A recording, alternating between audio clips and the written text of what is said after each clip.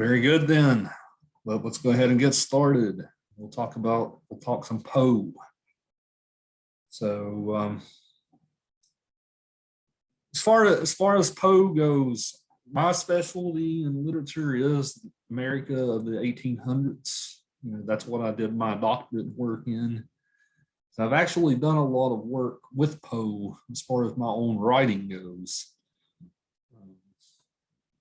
He's an interesting guy. I'm going to open up the floor to you guys. I'll just ask you guys this question. What experiences have you guys had with Poe before? Have you read him any in high school, middle school? Remember what stories? I've always read since grade school. I think I actually learned how to read with Poe's work, honestly. So, although I don't remember what I read in grade school, but when we started it in high school, I fell in love with him. So I actually had my mom buy the complete works at Books A Million for my birthday present. So Poe to me is really relatable. So, you probably read something like The Telltale Heart in grade school. The Telltale Heart.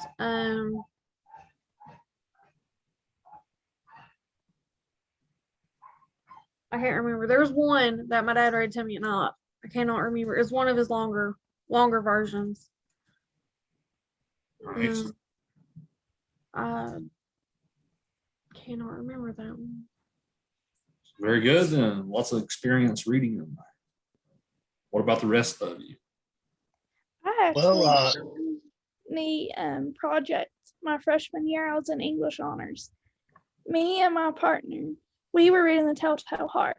We made like the room at where it happened, and it was like so neat because we had a guy coming in at the door, and then the old man laying in the bed. It was really it turned out really cool.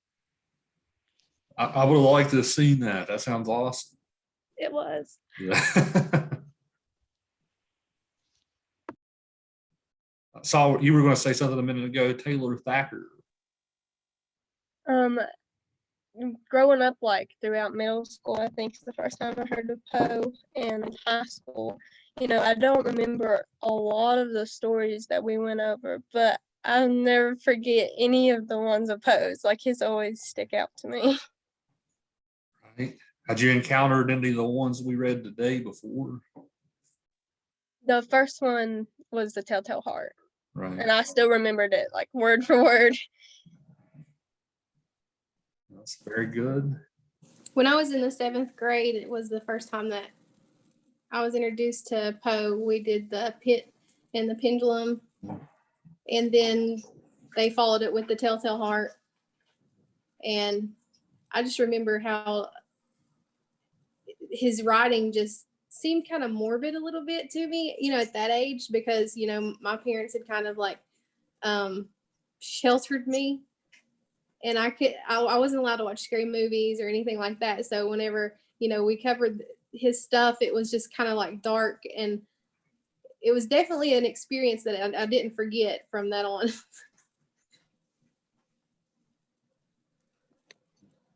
Yeah, I can imagine, especially if you haven't watched horror movies or something, that would be quite a shock. Yeah. Your first time. Jacob?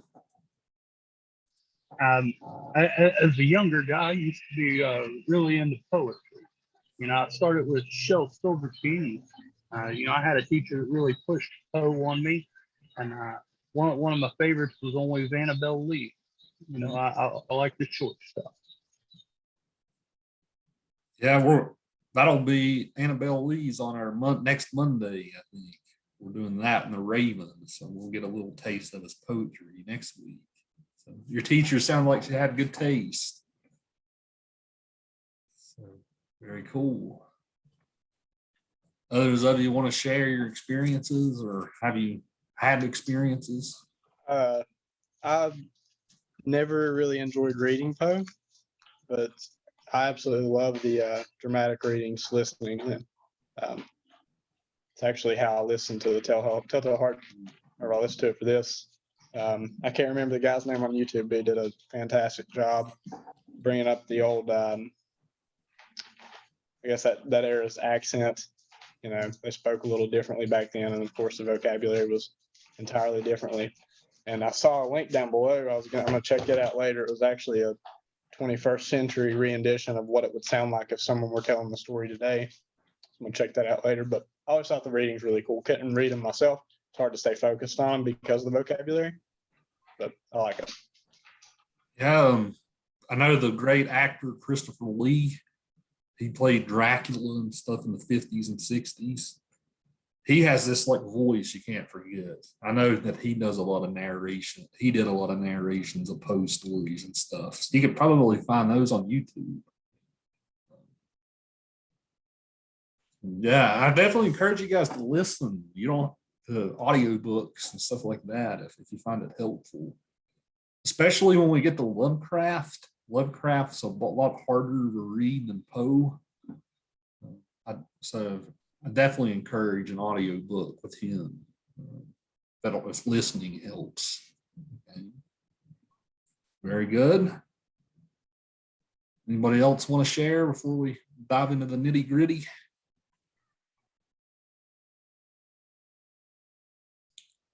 Yeah, it sounds like most of you guys then have some experiences with him. Poe was actually one of the very first writers to make a career as a writer. You know, that's one interesting thing about him. You know, you think to yourself, well, all the way up to the 1800s, you had people writing, but no one really made a career doing it before someone like Poe came along. Especially in America, he was one of the first writers to actually make a living doing nothing but writing. And he edited for a bunch of different like literary magazines and journals and things like that. So he was widely popular in his day. He still is. There was a brief period at the end of the 1800s, early 1900s, where he kind of fell out of favor a little bit and wasn't read as much. You know, but he has been widely read since probably the 40s, 50s. He especially became popular again in like the 1980s, as far as like literature scholarship goes and things like that. So you guys probably all know a little bit about his life. You guys know he died at a very young age. He did struggle in his life with drug addictions and alcoholism, things like that.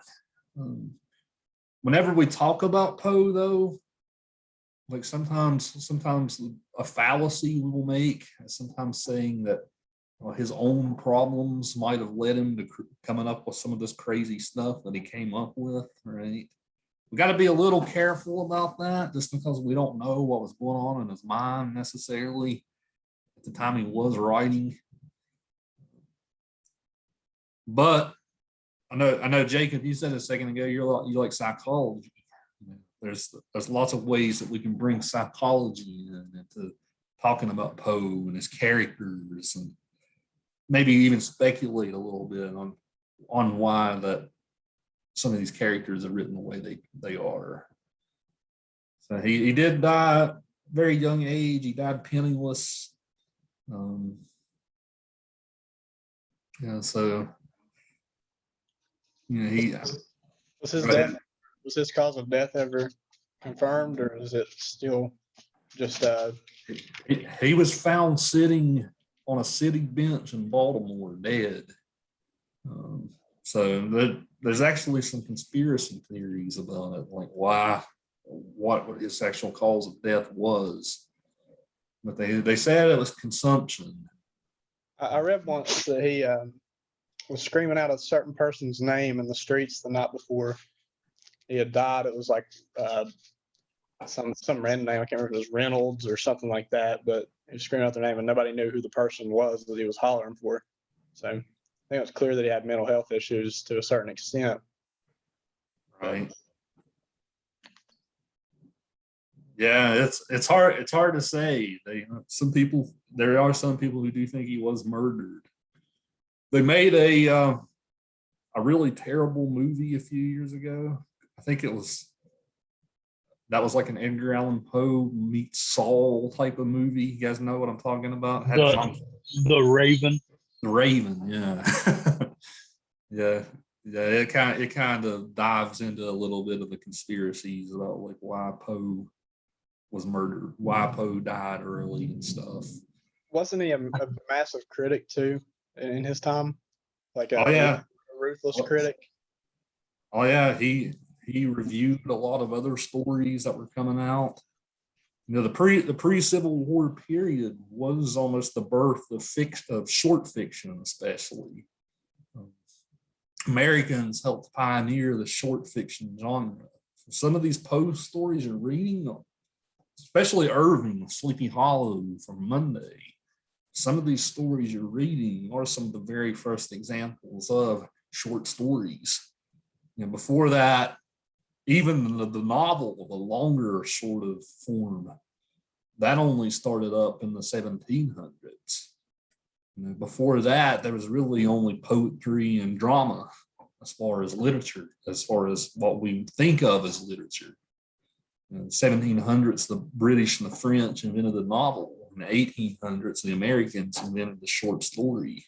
So Poe, Irving, Hawthorne, a lot of these writers were reading some of the very first ever short stories. So a little bit of a fun fact for you all.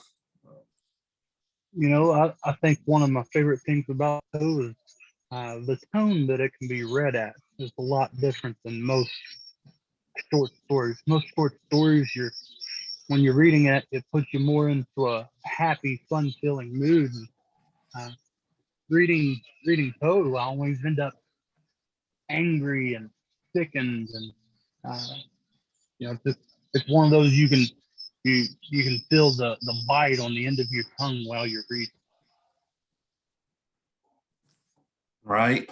Yeah, you're honing in on his tone, right? You know, he definitely has a I've listened to some people. I listen to a lot of audiobooks. Some people go as far as yelling while they're reading. I'll listen to it in the car, and it'll, you know, they'll fire off a verse. They're just screaming, and it about blows my eardrums out. Did you run into that today, Colton, when you were listening? I did. I think within the first few sentences, there was some thunder in the background and a couple groans, and the rain was pouring as I was driving, and it got me feeling a little bit scared in the car. Honestly, it freaked me out a little bit, but it was really, really nice. Like you said, I mean, this guy was going full tilt with his drama. I mean, he wasn't holding back. He was acting like the narrator. You know, he was clearly showing that he was enraged by that eye and telltale heart, and it showed. So that was cool.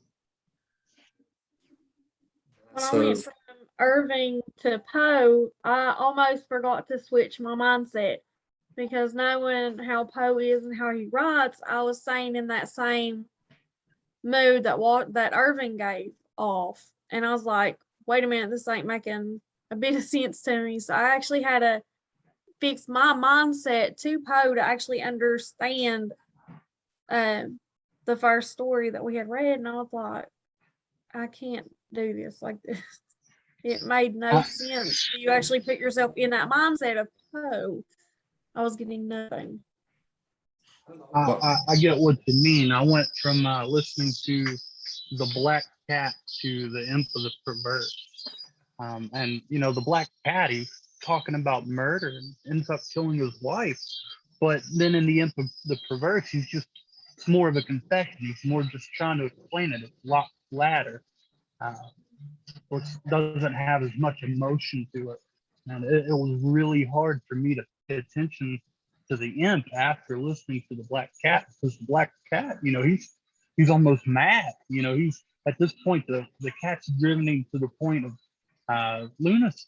He's just out there. That was one of the big troubles I had, was transitioning from so much feeling to being flat.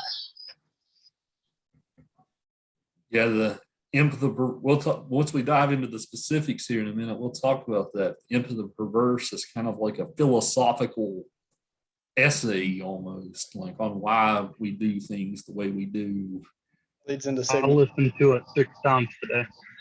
Did you? I live in St. Albans.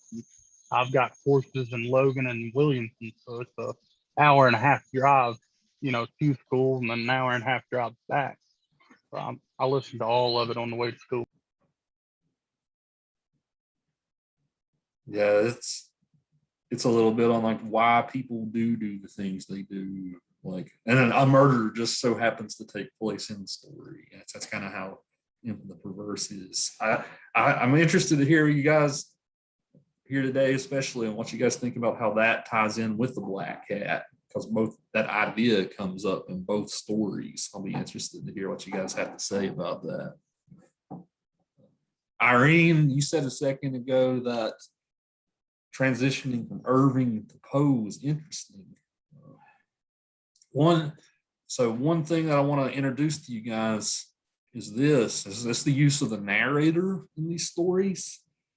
If you guys read the Irving story is more of a traditional, it's more of a traditional narrator, right? It's a narrator. So whenever we talk about narrators, you have first person narrators and third person narrators. Usually the third person narrator is kind of indifferent to what's happening, right? Usually, as far as telling the story goes, the third person narrator, usually that person knows everything. It's almost like a god is telling you the story, right? That's kind of like what it's called, a third person omniscient narrator, meaning the narrator knows everything about the character's motivations, what drives them, all that type of stuff. But Irving's narrator is a little complicated in Sleepy Hollow, because even that narrator is like, I wonder if it really was the Headless Horseman, or whether it was Brom Bones pretending to be the Headless Horseman, right? Yeah, and it's hard to pin down who exactly the narrator is. Yeah. You're exactly right. You don't even really know who it is. Some random person in Sleepy Hollow, maybe. There's somebody years later who might be recounting the tale, right? So the narrator in Irving actually doesn't know everything about what's happening, right?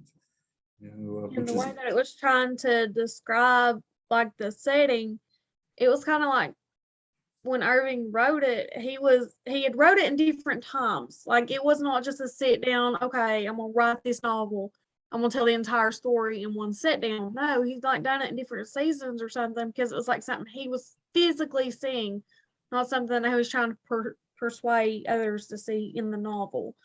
And the way that he would actually go about describing that scene or that setting, he would get off track. And to me, that was really difficult to follow. And I had a lot of difficulties in that. And then because of the difficulties I had while reading Irving, I had to remember that, okay, our next session is about Poe, who is right there. It's in his mind as he's sitting there writing it. And I was confused in Sleepy Hollow. I had to take breaks. I agree with that. I think Poe's writing is very literal. There's no beating around the bush. You're right there with what's going on in the story. Right. In my discussion, I wrote that with the Sleepy Hollow, I couldn't follow it. There's just too much extra stuff. Like she was saying, he went off on tangents about the setting. I went through and blacked out every part that had to do with the setting to finally understand the story. I couldn't listen to it on the audiobook. It was just too much to take in, because he was just talking about the setting. And you'd go whole pages without hearing anything about a single character. It was really tough to follow. Yeah. Irving's really adamant about building that spooky setting, a Sleepy Hollow, right? He kind of wants to put you in that place. The dark woods, right? They're scary, right? It's a wilderness. You don't know what's in the woods, right? So much of that story is about the mood and the setting. Poe's story's setting really isn't that important if you guys notice. These stories can almost take place anywhere. The Black Hat, the Perverse, the setting. Poe often sets his stories in Europe. Even though he's an American writer, he does often set his stories in Europe. But the setting isn't as important. Well, he went and lived in England right there before the start of the Second World, or maybe it was the First World War, wasn't he? And he was one of the first American writers ever to sell his books in Europe, his stories in Europe. Or maybe I'm thinking of. I don't know if Poe traveled to Europe much or not. As far as I know, he mostly stuck close to home. He might have went over there for a vacation or something. I don't think he lived over there. I'm thinking Robert Frost. Robert Frost. Was Poe pretty popular in Europe at the time when he was writing in America, or did that happen years later? That's a good question.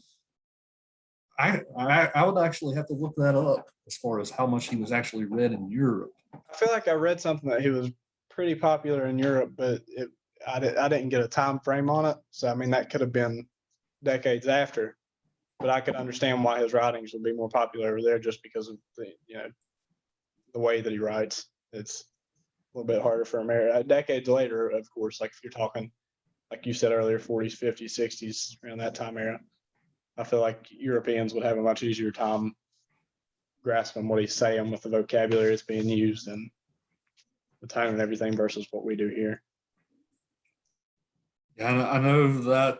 I do know that for the most part in that time period, Americans mostly didn't read American writers, which is interesting. In the 1800s, Poe is probably one of the only exceptions of someone who was widely read. For the most part, Americans pirated literature over from Britain. So anytime Charles Dickens or someone like that would publish a new novel, Americans would kind of pirate it. That way they wouldn't have to pay for the books. So pirating of media, it's a uniquely American tradition, right? And it started in this time period. So remember that next time you pirate music. So, but most Americans mostly read British writers because it was cheap. They didn't have to pay copyright and things like that. So yeah, I'll actually look that up for you guys next week. I'll check to see like how much he was widely read in Europe. Now, that's an interesting question. I'll read into it. I was going to say though, going back on the tangent we were on, Poe innovated this first person narrator we have, the first person narrator. It sounds to me like a lot of you guys are gravitating more towards that type of narrator. That's when we have the narrator is actually telling us the story as it unfolds from that narrator's perspective. Right. So with Poe, what's interesting about him is we have a narrator telling us the story. But we don't really know if we can trust the narrator to tell us the story truthfully. Right. This is what's called an unreliable narrator. Right. We don't know why we can't trust the narrator. Maybe because the narrator's senses are off. Right. In this case, these narrators are kind of crazy. Right. We don't know what's going on in their head psychologically. So as far as actually telling us the story and trusting the actual details of the story, we don't really know. Right? And that's something we'll dive into a little bit with the Black Cat, especially. Like we don't really know how much the narrator is telling us the truth about what's going on. So unlike the Irving story where the narrator kind of tells you the story, right? In this one, we get the story, but it's from one perspective. Right? We could really use multiple perspectives if we want to get the real truth as far as what happens. So it sounds to me like a lot of you guys might prefer that way of telling a story rather than the traditional way of telling the stories, just based on what we've read so far. That's what it sounds like based on what you guys have said. Irene and Jacob, Tiffany, echoes, or it seems to be what you guys are arguing. You like the first person better. I think it invokes thought more so than a story where you know the cold hard fact of everything. So I like thinking.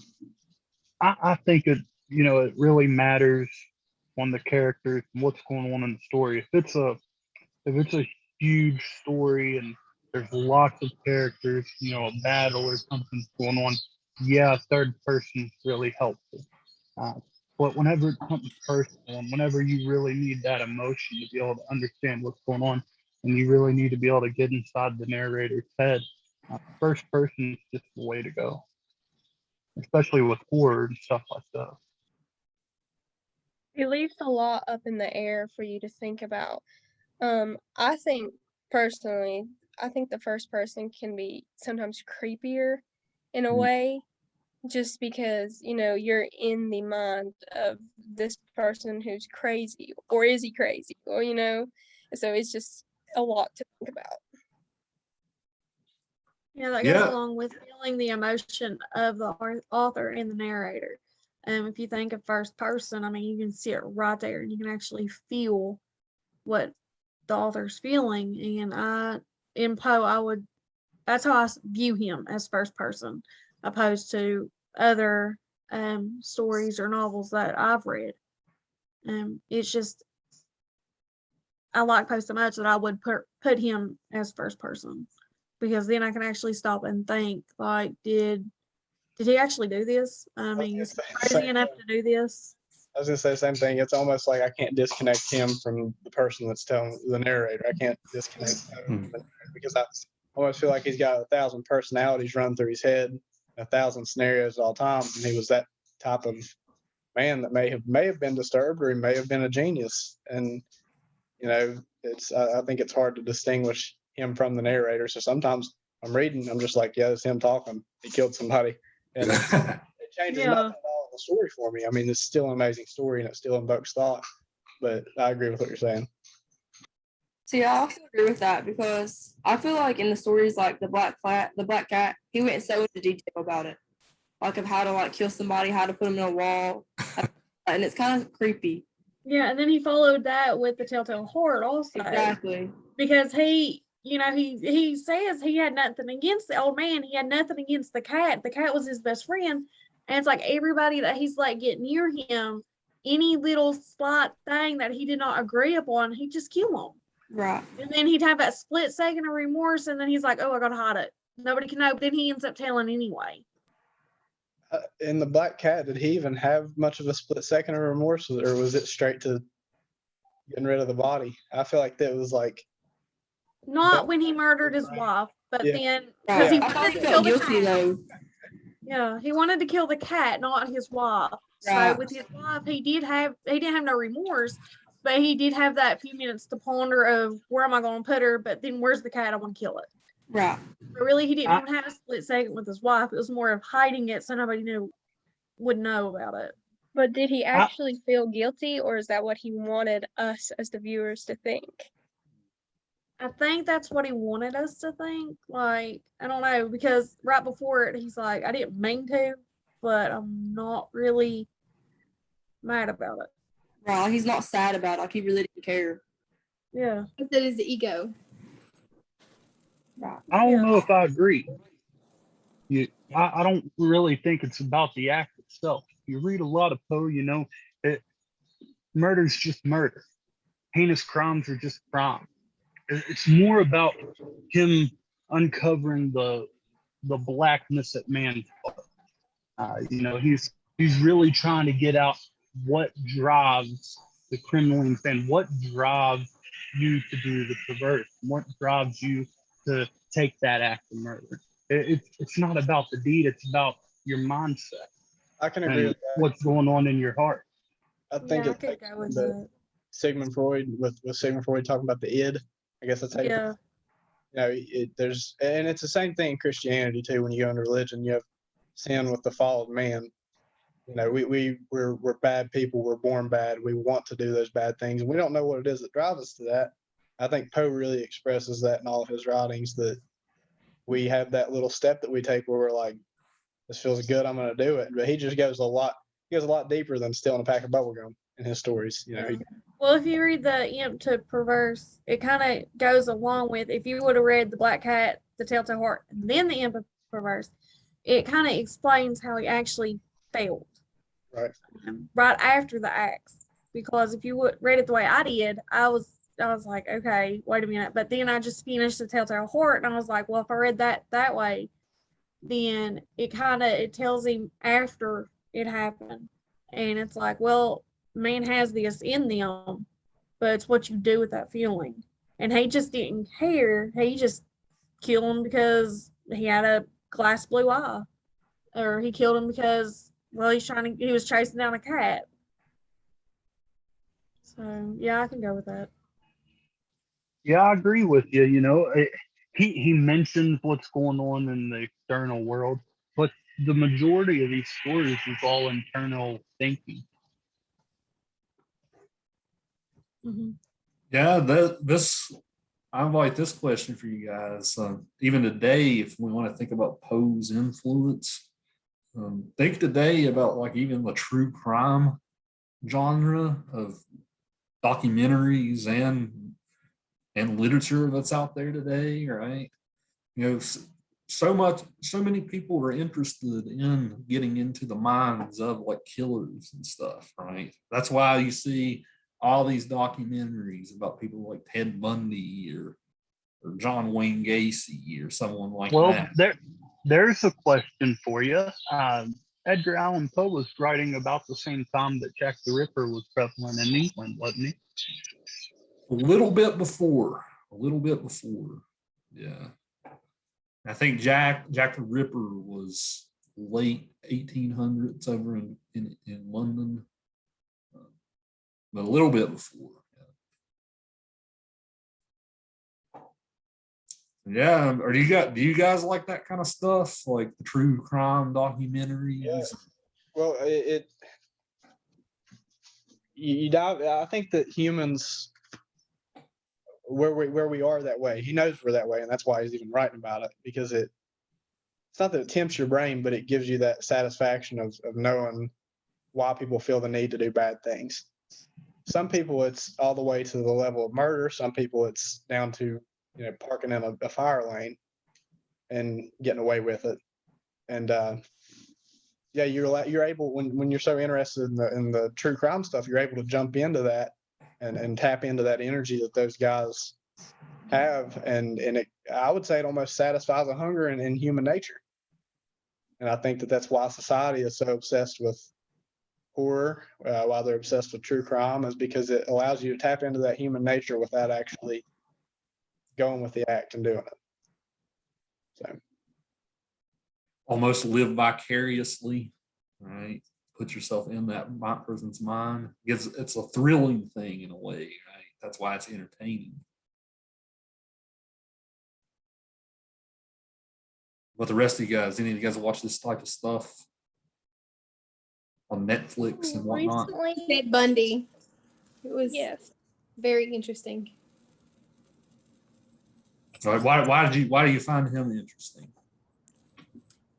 Probably because, I mean, he would just pretend to be, this really clean cut, good guy, all around good guy.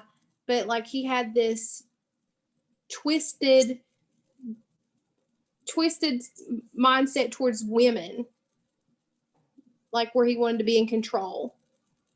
And I don't know, I guess I would watch it and then just try to like think of other people that I knew in my life, and I'd be like, did they have that kind of mindset? And I don't know, I do stuff like that sometimes. Because you never really know somebody. Yeah, appreciate what's going on in somebody's head that you don't even know. I mean, this man had a whole family and was living a normal life and was out murdering young girls. So yeah, It's and just like the Chris Watts stuff, you know, he had a whole perfect family. Yeah. It was a dollhouse completely. And then out of that need, that hunger for something else, that temptation of something else, he murders his 2 children and his wife. And he may feel remorse over it, but it was to get what he wanted. And it's crazy how much that drive can push someone to do. I think that's what's really cool about Poe's writings. It was like, man wanted to kill that cat, and his wife stopped him, and he's like, nope. And it's like, you know, you have a polar scale, this side and that side completely took over. And I think he describe it as almost demonic, or I don't know what the word used was, but he described it as something like that. I think he actually used the word possession.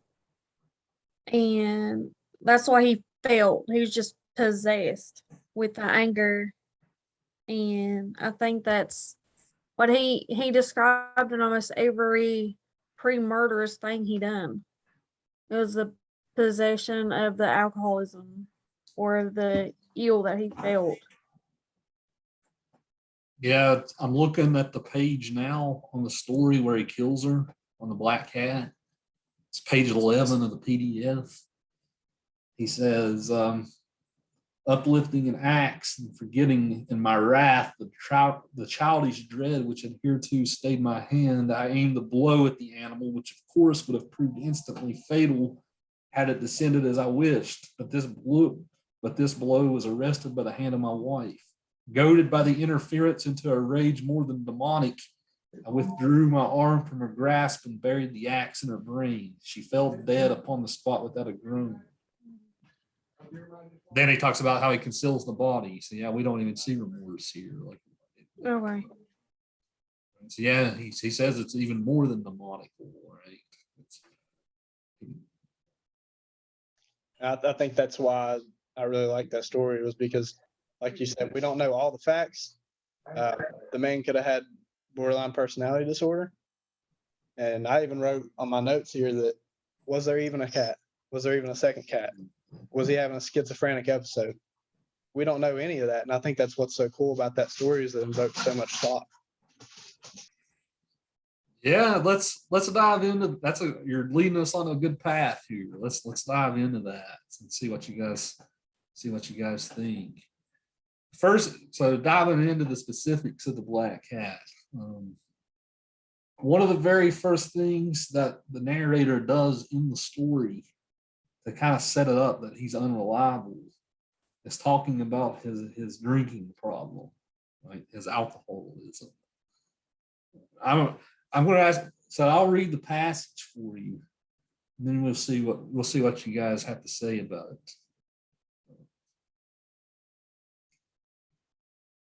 So he says, so this is on the second page of the story, going to the third. Paragraph starts with, our friendship lasted in this manner for several years, during which my general temperament and character, through the instrumentality of the fiend intemperance, had, I blush to confess it, experienced a radical alteration for the worse. I grew day by day more moody, more irritable, more regardless of the feelings of others. I suffered myself to use intemperate language to my wife. With, I even offered her personal violence. My pets, of course, were made to feel the change in my disposition. I not only neglected, but ill-used them. For Pluto, however, I still retained sufficient regard to restrain me from maltreating them, as I made no scruple of maltreating the rabbits, the monkey, or even the dog, when by accident or through affection they came in my way. But my disease grew upon me. For what disease is like alcohol? And at length, even Pluto, who is now becoming old and consequently somewhat peevish, even Pluto began to experience the effects of my ill temper. So what do you guys think? What do you guys think here about alcohol as his excuse, as the narrator's excuse here for going down this path? Do you think that it's, so my question is, do you think the alcohol part, are we meant to take that literally? Or is that maybe something that he's maybe throwing in as a distraction red herring maybe for another psychological issue? Is he conveniently blaming all of this on alcohol? You buy alcohol as an excuse for this character? What do you No. guys? No, I don't think. Ted, Go ahead. you go ahead. No, I don't think that the alcohol is the and I think he's just throwing the alcohol out there because I think he's already knowing that he's got some kind of psychological things going on with him, and that he's just trying to throw the alcohol out there so that it kind of puts it into perspective that that's the issue and not something deeper that he really doesn't want to dig and expose. The way I got it was that he does have a psychological issue, that it really exposed itself when he mixed it with the alcohol. So he may not actually be an alcoholic, but when you mix alcohol with a psychological illness, that just heightens that, and that he may not feel anything of his acts, because with a psychological issue and the alcoholism, he could have just went blacking and then not realizing it until like the next day or a week later or a month later. And that's what he's not writing about. And that's not what the narrator is just throwing that out there to just stop it there. Well, what catches me up is close to that last line you read. You know, drinking and all that, it's not an in the evening type of deal. It's something that someone will do all day.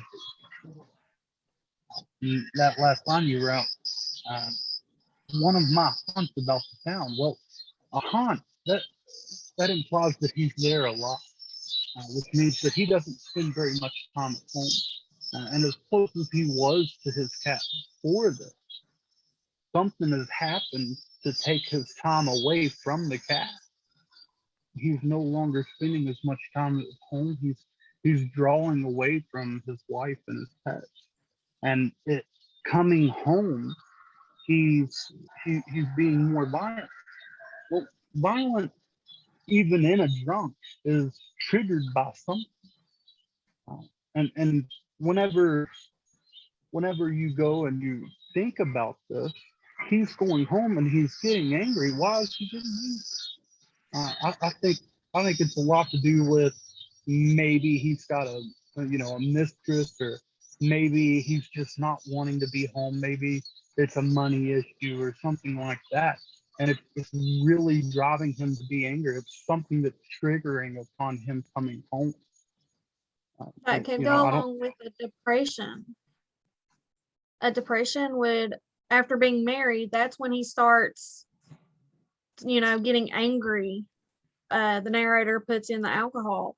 It could be a type of a depression. And then when you add alcohol into it, he can no longer contain or control. And that goes along with him distancing himself from his wife, from the animals. And then that also goes along with the violence. And his haunts around town could be he's out there drinking or doing some kind of other thing. And his haunts, or he vaguely remembers. He's just there as an apparition or something in his mindset. And then coming home and being violent is his Well, truth. it doesn't really mention, what he does for a living, but it does mention, he has servants, he's got land. What's going on in his personal life that drives him to this? And on the next page, he's talking about the indivisible primary facilities or sentiments. Now, yes, he's talking about his mind and his heart here, but the first definition you think when you see facilities, I'm thinking, his quarters. Maybe the quarters of his slaves or his workers. Maybe I'm not sure. I feel like I'm talking up a storm. No. This is all good stuff. You guys are doing a interesting job speculating, like drove this character? Was it the alcohol that drove him to it? Is alcohol an excuse? Does alcohol trigger some type of deeper issue? Right. This is what you guys are kind of scratching at. In my opinion, alcohol doesn't change who you are as a person, but it might make you more comfortable to show your true colors. Right. So he's obviously a very violent, angry person. And then when he gets drunk, that might just come out.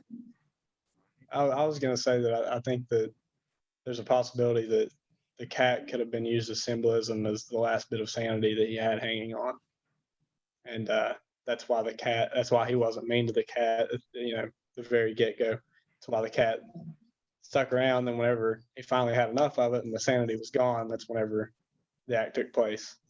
And then the other side of him that's driving him to be a maniac, whenever the new cat comes along, he's, reaching back, trying to be normal again.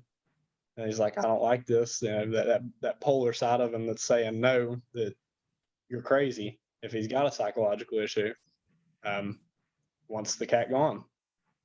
And that's why, if there even was a second cat, I sound like a conspiracy theorist, but I'll hold on to the theory that there wasn't a second cat, that was all psychological and in his head. But like you said, we're speculating. So you could take a first person narrator and you could speculate to the moon if you wanted to. Yeah, he doesn't give us any details here about like what his inner issues were or any of that. And nobody knew the other cat either. That's another. He spoke about buying it from his landlord. Landlord's like, I don't know where that thing came from. And yeah, stray cats are a thing. But I think that was another little hint there that if it's not supernatural, it's psychological, because the cat popped up out of nowhere and it looked just like his old cat and ended up having the gallows on his chest. So it conveniently popped up in a sealed wall at the end too, right? Yeah, so I like that reading of, is the cat symbolic of his psyche? You could definitely do like a Freudian reading of that, right? Maybe the cat is what is it in Freud, where what controls is it the id that controls the ego? Yes, it's the id. I actually have it wrote down here somewhere. I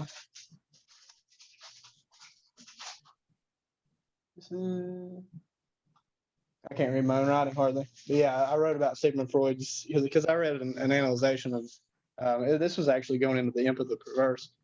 The id, it does things because it wants to, without reason, without any kind of morality. It just oversteps the boundary, and then that's what your ego is. And I think that you could make an assumption that he was using the cat as a symbolism for his, for his id, for his ego, for his last bit of sanity. So. Yeah, I think there's some proof in the story to back that up. Whenever we get to the part where after the house burns down, right? Remember, he hung the cat before that. And then he sees the figure of the cat, in the burned land, right? So I think that detail in the story, the bas relief, right? I think that detail in the story might back up your point. I have a solid question about that too. Where didn't he mention that maybe someone had possibly threw the cat through the window when they were watching the building burn to try to wake him? Who does that? I mean, like, I don't know what people did back in this day, but if I saw a cat hanging in a tree, I wouldn't be like, oh man, that building's burned down. I'm going to try to throw this dead cat through the window to wake the guy. And that's how he's saying. Yeah, there wasn't a rock anywhere around. Yeah, there wasn't a rock anywhere. There wasn't a stick to, reach up a tapper. I don't know. Maybe it was some crazy guy. That's the I guess the whole process of speculation. But sounds a little out there that somebody just tossed a dead cat through a window to try to wake somebody up. I've never followed that before, but it is weird, right? That somebody would take a dead cat hanging from the tree and throw it through the window, right?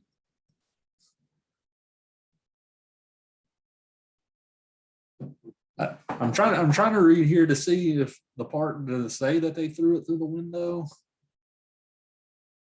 I'm looking here.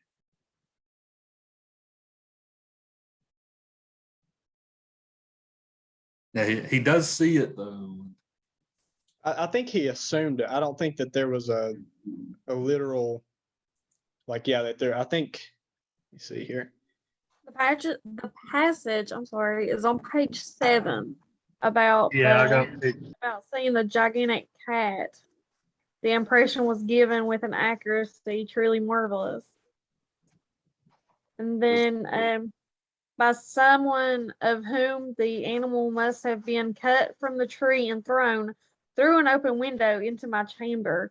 This had probably been done with the view of arousing me from sleep. The falling of other walls had compressed the victim of my cruelty into the substance of the freshly spread plaster. Yeah, this guy's nuts. What? There it is. Yeah, there's the text. So, yeah, I don't know. So And then he goes on to say the ammonia of the dead carcass is what left the impression into the fresh plaster. Like that would just, I mean, in actuality, the ammonia would have been an actual accelerant to the flame. So it wouldn't have left an impression. So I think it's just in his mind of how that happened. It's curious there that he sees the figure of the gallows, right? He sees the hanging post right there as well. Yeah. People tend to make wild assumptions after in a time of shock and distress. And we all know that your memory is not great whenever something like your house burns down, and it's always a possibility that the narrator was looking at the wall and there was a massive, like, just a spot on the wall, and in his mind, it's like looking at clouds. Some people can look at clouds and say, I see Jesus kneeling and praying, and other people's like, man, it's just a cloud. It's where your mindset's at the time of, your mind will do what it wants to, and sometimes, and maybe that's what Poe was trying to get across, was that the narrator was seeing that on the wall, but it wasn't really there. He's just, yeah, because he goes on to say that like there were other people in the house looking at the burn patterns and putting the fire out and making an investigation, and yet nobody else says, hey, does anybody else notice a giant cat on the wall that's not actually there? And I'm just like, his psyche is just all over the place with this cat. He's like fixated on the act that he did to Pluto. I And I can't think that's what drove him mad. Did his wife actually attest to the fact that the gallows were showing up on the cat's chest and the white? I can't remember if she did or if he said that she hadn't noticed. I think she hadn't noticed. Yeah, I think that's something that only he notices. I don't think. Yeah, I think I read that wrong then, because I think that was the only part that was keeping me back from saying that this dude was just full on crazy, was because I think I had read that wrong and thought that she had mentioned it too. It was never even mentioned that she actually seen the cat, opposed to her just going along with what he was saying.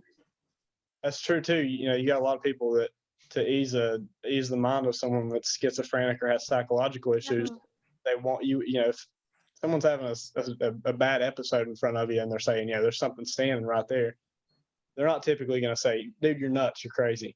Yeah, especially if you're married. And the fact that while they were going down the stairs, this new cat only tripped him when he was standing beside his wife.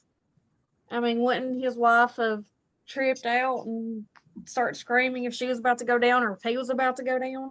I thought that there was a passage where she's talking about the markings on his neck, but she never compares it to a noose, but she's just talking about it.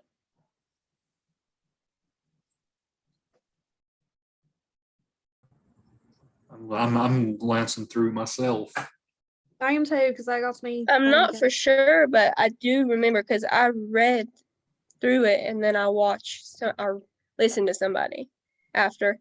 And the person, I remember in the video that definitely being a scene, but I can't remember if it was in the actual passage.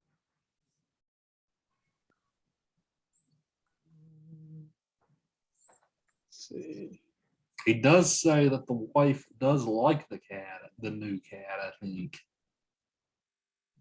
Well, if you want to go back to the fact that this cat may be a representation of his ego, then maybe he's calming down a little bit and not being a lunatic. And she likes the new cat, and that's him not tripping out all the time and having episodes or of rage and fit from what he's saying is alcoholism. But Yeah, go. page 10 is where the passage is that you guys are talking about. So to answer Colton's point a second ago, his wife points out the white hair like it's a tuxedo cat, right? But it seems like if you read this passage at the beginning of the page on page 10, only he sees the gallows within it. I think she's just like, hey, that's a tuxedo cat. Right? She's like, He's just distinguishing the difference between that cat and Pluto with, he's got white on his chest and right. And then then he just takes it a bit farther and saying it's the ghastly thing of a gallows. And like for me, going back to like where the house had burned down, like the fire marks, that could also be like his guilt coming back from killing the cat, like his mind seeing like the guilt of everything. PTSD. I mean, Yes. You can have PTSD from something very, very small if it's traumatic to you individually. Some people have weaker mindsets. So because like it said, he favored that cat, so it could be just the guilt, maybe even The guilt of mistreating the cat and hanging it and all that, right? his mind playing tricks on him. I think when you get deeper into the story towards the end there too, that the whole the Freud argument pops back up again, where there may not have been a massive, like a screaming and the low groans at the beginning that he heard. He may have just felt that need to tap right there on the wall where he did it at. And, police, I don't know about in these times, but police they're pretty keen on picking up odd behavior. And if he's sitting there knocking where he's got him buried at, talking about how sturdy the house is. And he talks like he got everything in tip-top shape, like he fixed all of it. It's all perfect. Can we trust that? You don't really know. And if he starts tapping on, this house is well built, and then they're like, he's tapping that wall right there like crazy, and he's talking about how well built the house is. Maybe we should check this because we're getting ready to leave, and now he's acting all weird. So you've always got that too, that maybe there wasn't even any kind of groaning or anything. It might have been something in his head saying, you need to kind of start acting like you want to confess. Like maybe it was the guilt taking over and saying, give them a reason to stay, because he kept saying, you guys leaving? Bye now, bye. You guys leaving? He kept talking to them as they were going out for some reason. Any sane person would have said bye-bye and just let them go. Yeah, you see that with a lot of murderers and stuff, right? They feel the need to brag about what they've done, or they can't keep it quiet. It happens in both Telltale Heart and this, right? As far as that goes, is it guilt, right, that makes him do that, or is it ego, his need to brag? That's just like them return to a crime scene. I think that's a big part of ego. They go back to kind of visit their trophy spot, just like walking out on the high school field that you scored your last touchdown on. You're reminiscing, and those guys feed off that. So, well, I think one of the big things between the two is the distance after which the narrator is talking about. Like during the Black Cat, it's as if it was a long time ago, and he's thinking back. But in the Telltale Heart, it's like it just happened. He's sitting there ready for sentencing, and he's like, it's true. Yes, I've been ill, very ill, but what do you say that I've lost control of my life? He's more, telling his story. He's not, reminiscing about it. He's just trying to get the facts out there. Like, this thing drove me crazy. I'm pleading temporary insanity. Whereas with the black cat, it's more like, I still have nightmares about that cat. I think the time of it is different in the two narrators. Yeah, that's a great point, Jacob. The Telltale Heart is a much more abrupt story. It's really short, right? It's really to the point.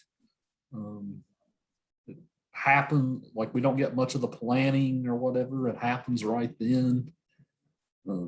Putting the guy under the floor seems to be less of an effective way to do it than putting him in the wall, right? Well, my favorite idea of his was there in the Black Cat, where he didn't want anything to look off pace. So he had thought about boxing her up and sending her out with the porter. Somebody running goods over the countryside wouldn't even know what he had in the back of his trolley. Just ship her off to somewhere. And then by the time it gets there, you have no idea who it's really from.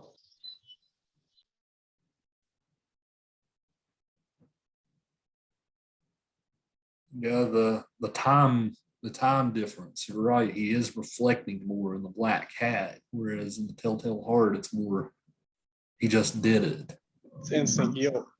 It's in the Black Cat, I think you could plead that he's got some kind of psychological disorder, like I said, like borderline personality or schizophrenia or something like that. Something where you flip and have an episode, then your normal episode, normal.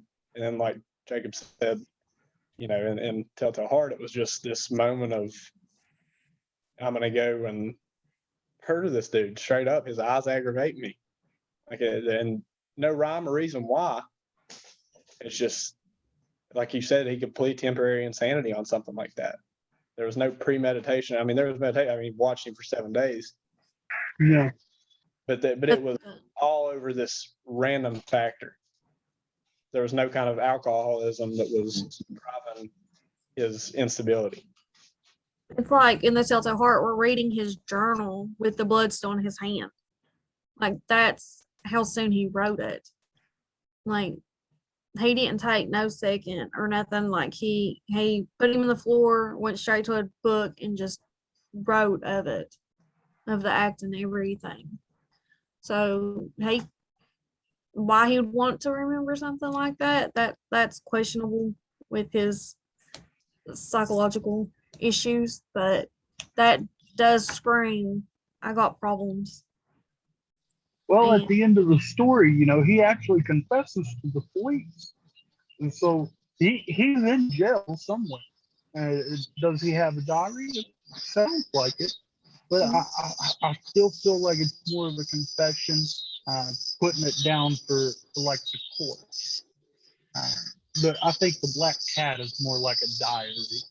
Right. To me personally. Like you said, he's it sounds like he's sitting in a cell and writing in a diary. And when I listen to the dramatic reading of it, when it gets to the part where he's screaming, he's under the floor, like it's almost like a plea for help. You know what I mean? He's like, oh my God, he's under the floor. Like it's almost like he's trying to get that guilt straight off of his head. It's kind of and that's a big thing, I think, because the word you said right there is guilt. And in the other story, I didn't get too many tones of that guilt. But in the Telltale Heart, it's like it's eating him up. He's got to get it out. He's got to let him know. In the Telltale Heart, like you said, I agree. I think he was very, very guilty. And I think there was no argument that he was like mentally just crazy. But in Poe's Black Cat, I don't get the feeling of guilt either. And sometimes I think in the way that he words things and the way that he's not guilty, I don't necessarily believe that he was mentally unstable. I do think that he's got issues, but I think that he was presenting himself that way to us, like for in first person, and to the jury to make himself seem like he was mentally unstable so that they wouldn't hang him. really strong argument, I think. Agree with you. That's good. Right. He's still trying to avoid getting hung, right? So that's a very good point. The narrator, the Telltale Heart, seems more accepting and above his crime, and then does the Black Cat narrator. Now the imp of the perverse, it's something else entirely. And we've only got 30 minutes left, but I swear you can do an entire dissertation on it. There's so much to it that, and I've never touched it before today. You know, I printed it off. I wanted to get to it this week, but I didn't. You know, me listening to it in the car this morning was my first contact with it, and it's so radically calm, where everything else was, you know, crooked and evil. The imp is more reflecting, you know, why is man evil? Not why am I evil, but why is this sin in our hearts? You know, why is the entire world so bent on ripping stuff apart? Did God really put an organ into our body that says, hey, commit this heinous crime? Or did and then it goes on, how are we supposed to understand why there is murder? You know, how are we supposed to understand anything in its grand workings if we can't understand what's in front of our face? The imp of the perverse, I could sit here and I could read it over and over again and find 1,000 different ways to read it and take it 100 different ways every time. It's really one of those. It's worded so well that everything has a dual or triple meaning. Even I've never read anything like it. Yeah, I think that story was definitely a what was intended to do just what you said.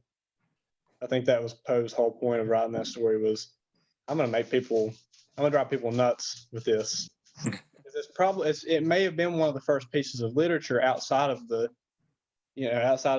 Christian Bible, or or any other major religion at that time, that would give you some kind of question as to why do we do bad things, Well, like I said, I worked on F-18. You know, I've spent the last 7 years reading technical man. You know, I've read 100 times about the wingspan of a jet, but I haven't done a lot of novels. I haven't read for fun in a long time, and it's right after I separated that I started really listening to the audiobooks for entertainment. And everything I've read to this point or listened to this point has been a lot softer than this. Like I listened to Pride and Prejudice. I listened to almost everything Jules Verne. But going into Poe, you know, I expected bleak and terrible, but coming to this, it's a lot more perfect because it's in everybody's mind. That story was not any kind of like, I want you to be there and watch what happens. It was, think about this in your own head, and then I'm going to give you a scenario. It was just an idea. Right. I think that's an idea. What do you guys think about this idea of perverseness? He says people know what there is. People know they're doing wrong. People know it's a bad idea, but it's almost in our nature to be self-destructive, he says. Like he gives us this example in For the Perverse, where he says, you know, all of us at some point have stood at the edge of a precipice, the edge of a cliff, right, and looked down and imagined what it would be like to jump, right? So even if you didn't really intend to jump or whatever, he says everybody sits there at the edge of the cliff and fantasizes about the act of jumping. It's in our nature to be self-destructive in this way. And this idea shows up in the Black Cat too, right? He brings that idea up there too. What do you guys think of this idea of perverseness? Do you think there's some truth or merit to it? I bet everybody in this room would be lying if they said that they haven't been going 65 down a highway and thought, what would happen if I just rammed my car into that tree right now? Yeah. That's a common thought to have. It's not like you're thinking about committing suicide. It's just it's not, and it's not even, I don't think about an adrenaline rush. It's just the bad thought that pops in your head and you're like, what would happen? And you don't know why it's there.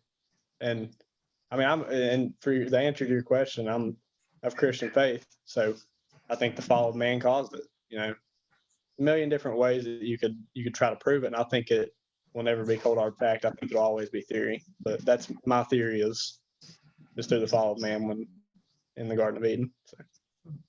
So what You is know, theory? Or Taylor first, then Irene. Taylor Thacker, you want to say something? I bet everyone on here is guilty of procrastinating. So, which is Irene. The what if theory. That's what I got out of the imp. It's of every religion. You have some kind of a what if that runs through your mind, and whether it be murder or anything that you do in life. And I think that's what he's trying to perpetuate to everyone. Right. I'm a big guy, always have been. I hit 6 foot in like the 5th grade. I've bench pressed about 350 pounds. I worked on aircraft. I'm just a strong guy. I'm the kind of guy that can rip your arms off your body. And why don't I? What stops me? Have I thought about it? Yeah, I've thought about it. Why? Because, some guy cuts me off in the fast. There is literally nothing stopping me. I think we're all born with a moral compass. And yeah, it's your moral compass. And it does have a south on it, right? That's where you said, I thought about it. But I think the good in most people is better than the bad. So you're looking north way more than you're looking south. And some people's compass, it directs them south, and they end up ripping people's arms off, And will we ever prove that in psychology or in philosophy? Probably not, because most psychology not so much, but philosophy is pretty much it's study and theory. There's not really any concrete evidence in philosophy. So you can come up with your own assumption, but that's mine. I'm right there with you. I think that everybody's got that moral fiber in them. Yeah, and that's the thing is he's digging at that nerve. With the imp of the perverse, he's telling you that you have this freedom, you have this ability, and you have the ability to use this to remove this nerve, to tap into the perverseness of man. But you don't. You're held back. You're held at bay by whether it be law or moral, or maybe you just lose sleep at night. I think the imp of the perverse is about personifying evil within a man's heart. And when I say a man, I'm not trying to be sexist or anything. Right. I know that's a big thing right now. That's not what I'm after. I'm talking about mankind. I'm curious. So Jacob, Colton, you guys seem to agree that this is an idea that most of us do have, right? It's an impulse that we have. Some of you guys think that this is taking it a little too far, right? Have some of you guys never thought this kind of thing? No, I completely agree. I've had thoughts like that many times. And I don't know if it's just human nature of just not, wanting to know what if. And then the outcome past that. Like I've even given it thought into past that. But it just stops there. I mean, like Colton, of Christian faith, and it just, it pops into my mind, and it's kind of scary. It's been scary sometimes, especially if you are up like on the edge of a rock cliff. And I know we live in the mountains, and I know a lot of you guys probably have been up in the mountains and stood on the edge of a rock cliff and kind of look over. And it is scary to think of it for just a split second, almost to the point to where you don't even trust your own mind. Right. You wonder where your own mind's going to take you. And you're like, oh, I better get away from the edge. Thoughts right now already. When am I actually going to slam my car into a tree? Like, so that's freaky. Not only that, but when you're standing up there on top of the cliff and the friend that's behind you, what's going through his mind? Right. Yeah. See, that's where my mind goes. It's what the other person's going to do. My mind stops at the what if, but then it goes, what if they're going to do? Or what are they thinking? So mine's with the other person. Like if I'm in the car, I'm like, well, what if they just decide to slam me through that guardrail or something? Mine's with the other person, not with me. And so I can kind of relate to what you guys are saying, but I'm over here like, what?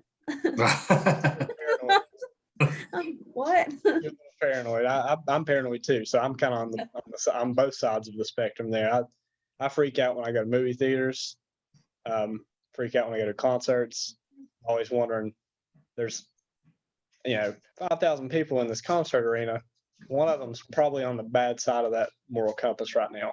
Yeah, and that's where I'm at.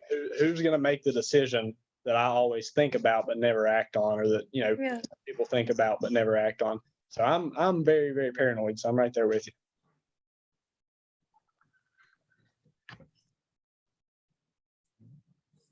Yeah, I get a lot of social anxiety myself. It's hard for me to be around people, and that's just one of the things that really aggravates me is whenever I am around people, I feel threatened, and it's because I know what can cross a person's mind. Well, I know what can happen if a person would decide to act upon those thoughts, and that I think that really goes back to the story. Eventually he did act on those thoughts, and he did kill. I think it was his uncle, and he got his inheritance, and he lived happily for a couple of years before it really became a problem. He never really gave it much thought or remorse after that.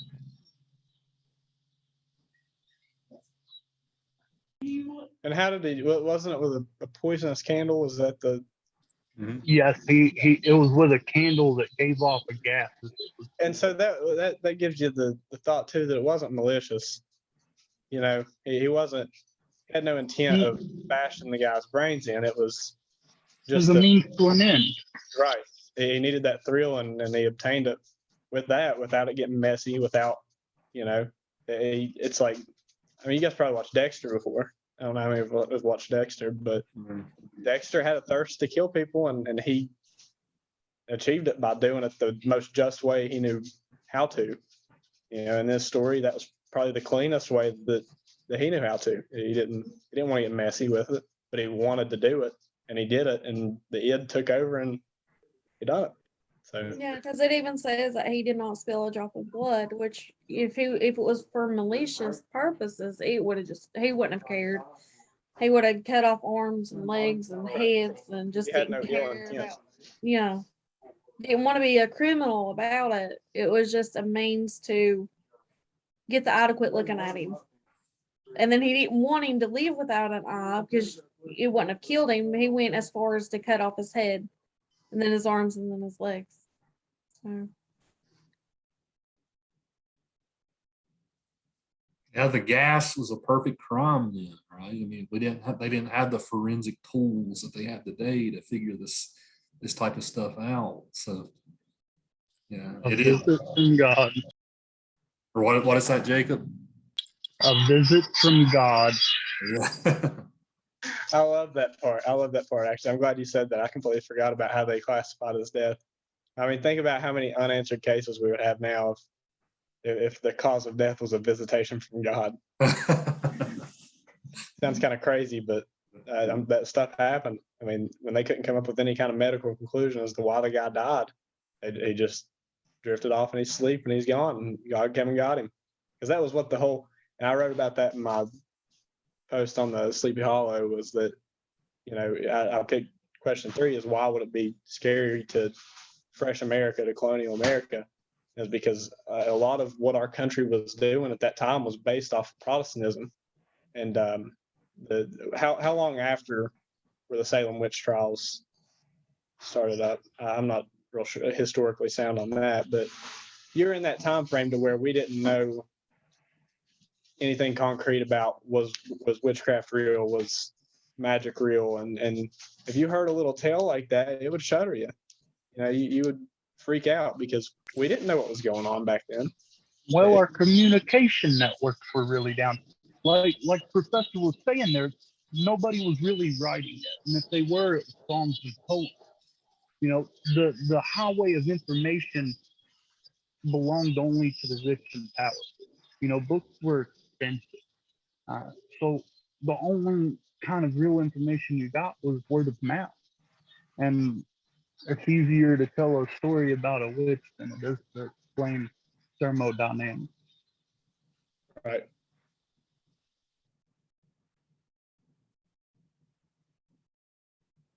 Yeah, you guys are exactly right. As far as the answer to that historical question, Irving was right, about 100 years after the witch trials. But still, it was fresh on everybody's mind in America. Progression back then, you know, there wasn't anybody really, I guess, disproving that people weren't witches still yet at this time, especially to underprivileged and uneducated folk. You know, I'm not saying that the colonial America, you know, middle class to lower class colonial America was stupid by any means. They just didn't have the resources. They didn't have the internet. This witchcraft stuff. It's all, half of the people that we burn at the stake were just people trying to read books, you know, and that was still fresh on their mind. They're like, okay, well, if these people were really witches 100 years ago, then there's a strong possibility this dude might be running around with his head cut off and looking for it and dragging people up on the way. You know, we get freaked out when we watch a scary movie, and it's kind of hard to go to sleep at night. And it's something we literally know was made in Hollywood, sometimes with a green screen or with CGI. And it still, sometimes I'll go to bed laying there and go, oh God, that scared me to death. And these people were going to bed with, you know, barely any resources. Like they went to sleep when they went to sleep. They didn't have TV to take their mind off of things. They didn't have any kind of distraction. It was, they heard the story and then they went and laid down at night, and they probably freaked out after they heard the story, especially uneducated people. Well, back then, anytime anybody was different from what they had of standards, they were labeled as a witch or a wizard or, you know, anything against their culture just because they were different. If they actually had a book, they were different. If they had a different color of clothing that the community or whatever didn't have, they were labeled even 100 years after this, probably even today, they were labeled as a witch. It was their way of signifying they're different. So I'll tell you a big thing I noticed.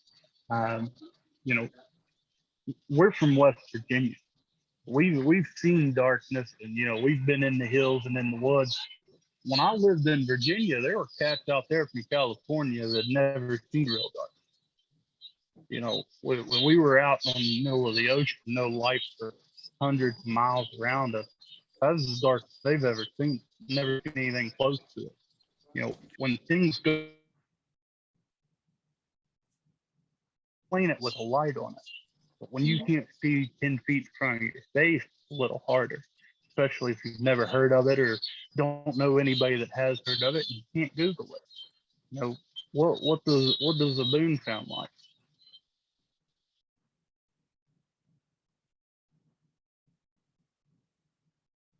Yeah, Irving does a really good job in that story of, like, do you guys think that some places do have this almost like eerie quality about them. Like, have you ever been to, Jacob was just going along those lines. Have you guys ever been in a place where you don't know why, but you just get this like chill feeling that goes down your back or something like that? That's kind of like what Sleepy Hollow is, right? Have any, you guys know of any places that have done that kind of thing to you, perhaps?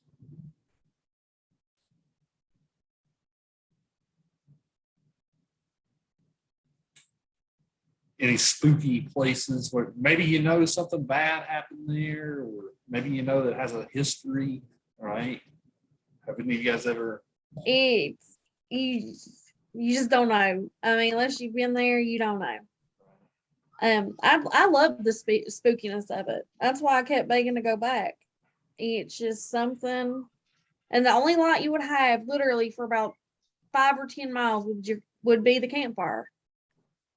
And it's something that you can't explain, but if I was around that campfire and I would have heard the story of Sleepy Hollow or of Poe, you can bet I did not sleep the whole time.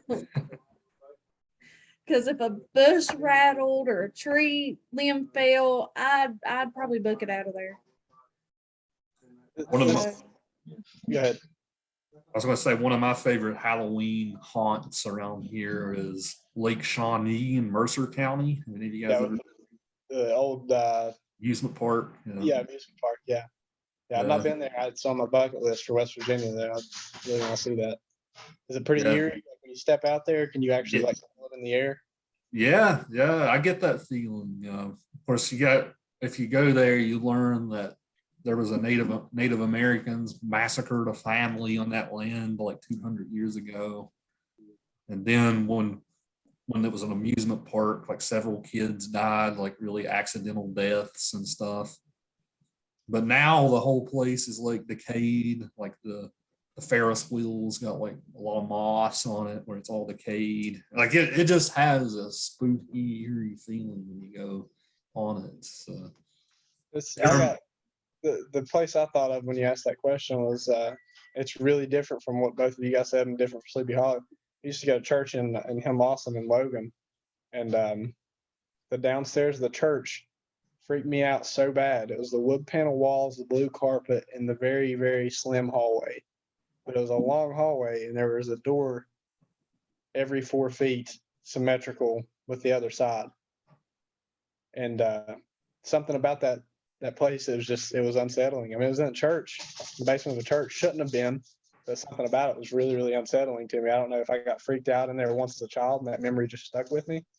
But anytime I watch a psychological thriller or a horror movie, and it has that, I don't know if you guys have ever read any creepypastas or know what the backgrounds are, but like the long hallways, the flickering luminescent lights, kind of a damp feeling in the room, stuff like that gives me that spooky, eerie feeling. I worked at Twin Falls Restaurant for a little while, about a year, and I never really thought anything of it. Well, sometime I'd say in the fall of last year, somebody who was camping there made a big old Facebook post. They weren't from around here. They were from like Indiana or something, saying like they experienced this really weird thing, basically saying they seen Bigfoot. And after that, every time I would drive home late at night, I was just thinking, man, if Bigfoot comes out at me.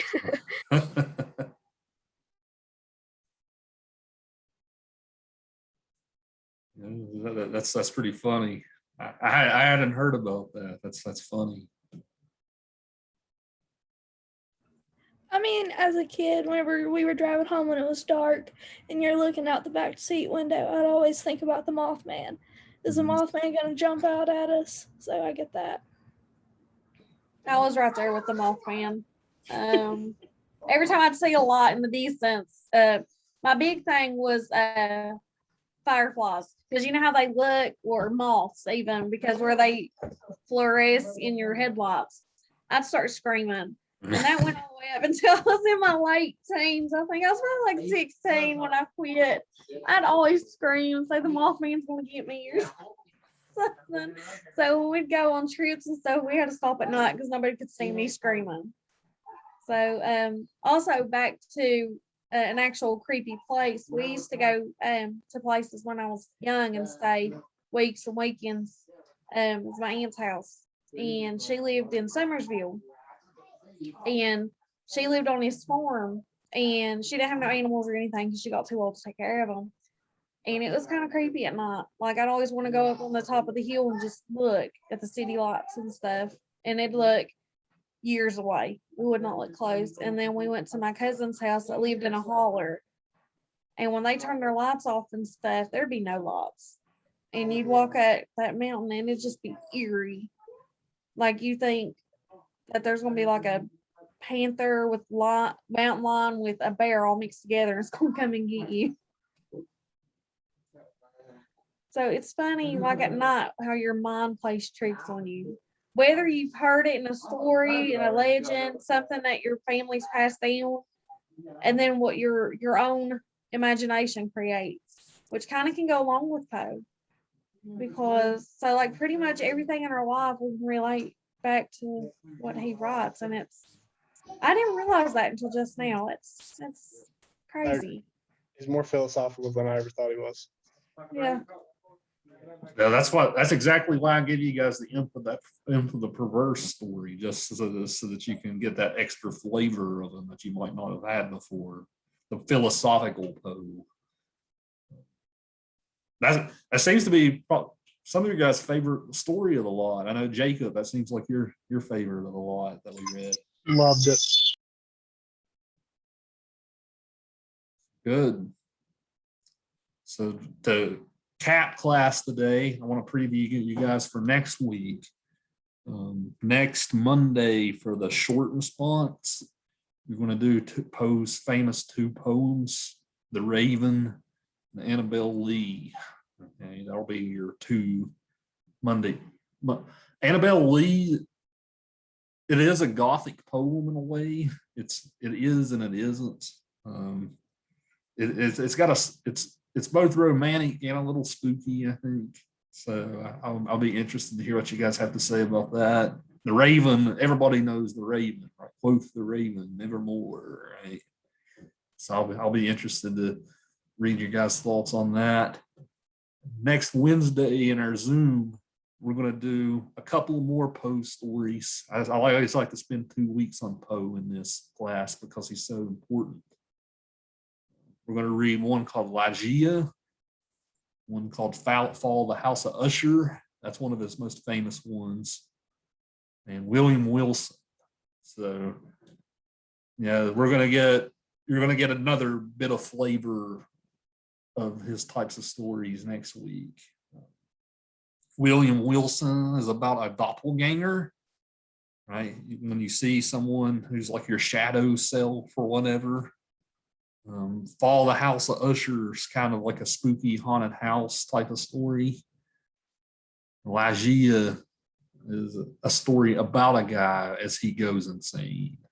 Like he's clearly sane at the start, then he descends into it the further we go. So he's not crazy from the start like he was in like the Black Cat, right? So I'll be interested to hear what you guys have to say about that. One last thing I want to say is if you guys like detective stories, Poe is actually one of the first innovators of that too. I didn't have you guys read any, but he would, like, in addition to Sir Arthur Conan Doyle who did the Sherlock Holmes stories, Poe did a lot of early detective style fiction too. That wasn't Gothic. It was just a detective trying to solve a mystery.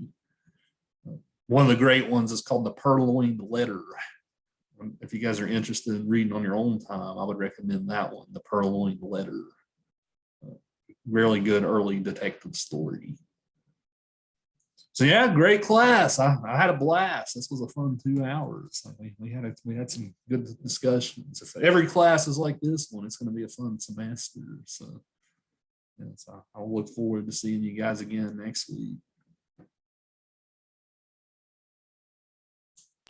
All right. I did have a bit of a question.